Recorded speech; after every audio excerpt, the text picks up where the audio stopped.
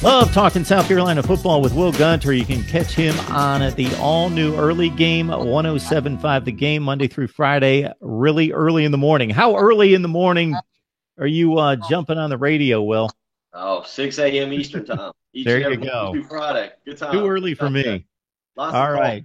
Very good. Well, let's talk about the South Carolina recruiting class. Of course, a much different situation for everybody because about 80% of the players I think I heard across the country, especially out of the elite 3 to 400, signed during the early signing period, but it still left some key battles for top recruits during the last week or so.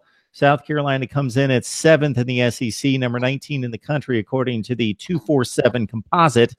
I just counted 8 4-stars, so that's pretty serious stuff. No, very good class. Conceivably one of the top three classes that they've signed in the last 10 years. And you mentioned it. There's some guys in there that that will be expected to make contributions as freshmen this coming season. There'll be some guys that are expected to contribute down the line. 13 guys enrolled early in the class. They signed another loaded, or I say loaded, I say a full 5 guys. Signed another full offensive class. I think they got some athleticism and kind of some length in the secondary. They got the quarterback they wanted, another big time wide receiver, and they got the running back that they've been wanting. So I think all in all, it's a class that Will Muschamp, they did miss on some guys. There's no doubt about that, but certainly a class that he will walk away from very excited with and get a chance to see a lot of these young guys here in about less than a month when they kick off spring ball. Will Gunter joining us from the all-new early game, 107.5 The Game, and of course, subscribe to my YouTube channel for the very best in college football analysis with tons of contributors like Will here with South Carolina. So, of course, fans get excited about the quarterbacks, running backs, wide receivers, but as you look at it and based on your best contacts, who are people excited about seeing make an immediate impact? I think the number one guy was a signing day decision. Rick Sandage, the defensive lineman, 6'4", 6'5", about 290, 295 pounds, out of Concord, North Carolina. Had offers from a bunch of schools, considered a 4-star prospect by the majority of services.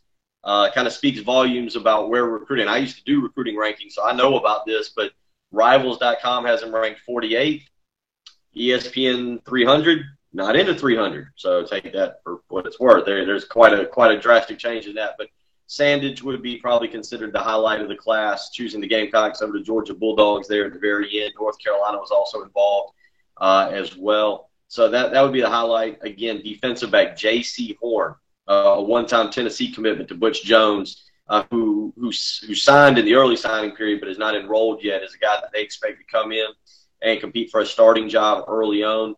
Defensively, those are kind of the two main guys. Rosendo Lewis, a linebacker out of Florida, enrolled early, flipped late in the process, flipped back in December from Florida State, and was a guy that they were very excited about. And even though they've not gotten into a whole lot of the workouts, a guy that Will Muschamp's already spoke highly of, Israel Mukwamu, a defensive back who, again, had been a Florida State commitment, flipped after Jimbo Fisher left Florida State. He is originally from Berkeley, ended up playing his senior year in Louisiana.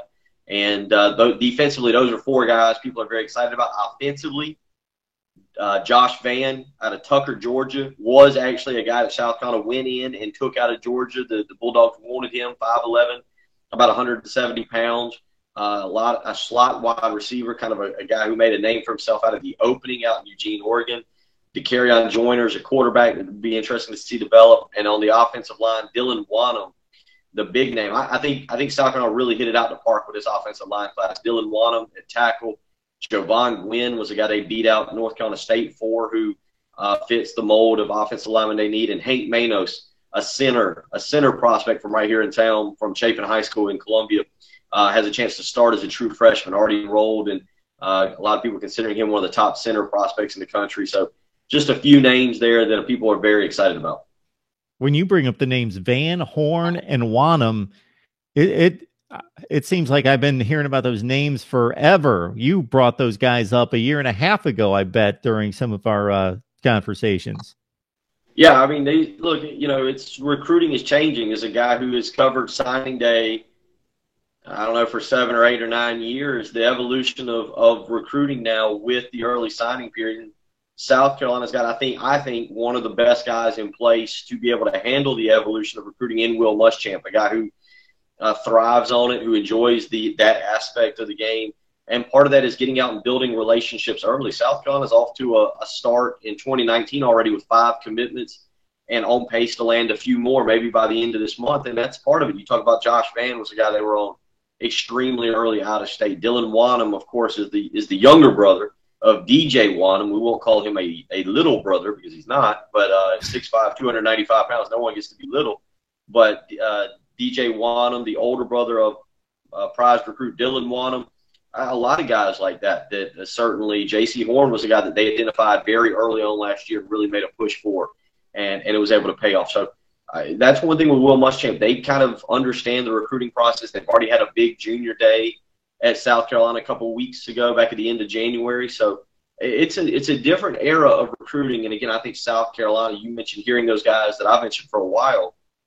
Will Muschamp does a good job of getting on those guys early, building that relationship, and being there to the very end. And that's why he's able to flip some of these kids in the way he does.